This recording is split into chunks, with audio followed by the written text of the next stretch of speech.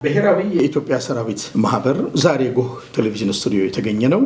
ማህበራችን ባለፈው ቀን ቆርጠን ጊዜውን ወስነን ስፍራውን ደግሞ አጀስት አድርገን እንገናኛለን ባልነው ቃል መሰረት ዛሬ ተገኝተናል። ብሔራዊ የኢትዮጵያ ሰራዊት ማህበር ሀገር አቀፍ ሲምፖዚየም እያደረገ እንደነበረ መረጃ አቀብሏል። ዛሬ ሀገር አቀፍ ሲምፖዚየሙ የክዋኔ ቀንና ቦታውን ለመግለጽ በጎህ ቴሌቪዥን ስቱዲዮ ተገኝተናል።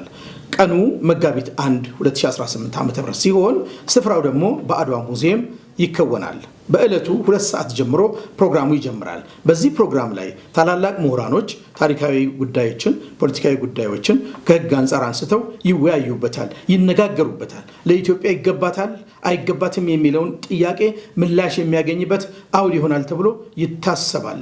በዛን ጊዜ የብሔራዊ ኢትዮጵያ ሰራዊት ማህበር ዝግጅቱ እጅግ ድንቅና በአማረ ሁኔታ አባሎቹን ከየክልል ያሉትን ጠርቶ ታድመውበት በእለቱ ተገኝተውበት ሐሳባቸውን ሰንዝረውበት የኢትዮጵያ ጉዳይ በመሆኑ በኢትዮጵያ ከፍታ የማይደራደር ትልቅ የሆነ ኃይል ትልቅ የሆነ ሀብት ያ ሰራዊት በመሆኑ በእለቱ ይታደማሉ ከሁሉም ክልሎች። ስለዚህ በአዲስ አበባ የምትገኙ አባሎቻችን ማህበሩ የሰጣችሁን መታወቂያ የያዛችሁ ለፍተሻ እንዲመች በስፍራው እንድትገኙና ይህንን ሲምፖዚየም እንድትታደሙ ጥሪ እናደርግላችኋለን። ሌሎችም ኢትዮጵያውያኖች ደግሞ የዚህ ጉዳይ ባለቤቶች ነንና ሁላችንንም ይመለከታል። በእለቱ ተገኝተን ስብሰባችንን፣ ሲምፖዚየሞቻችንን፣ ሐሳባችንን ምሁራኖች የሚናገሩትን ከኛም ያለውን ሐሳብ ሰንደን በአንድነት መድረኩን በድምቀት እንድንጠቀምበት እኛ ጥሪያችንን በክብር አስተላልፈናል። እናንተስ በክብር ተጋብዛችኋልና እንዳትቀሩ። ስለዚህ ማህበራችን ይህንን ሲምፖዚየም ሲያዘጋጅ በራሱ ተነሳሽነት ራሱ ባለቤት ሆኖ የክቡር ጠቅላይ ሚኒስትር ዶክተር አብይ አህመድ ሐሳብ ሲመጣ ይህ ሐሳብ የኛም ነው።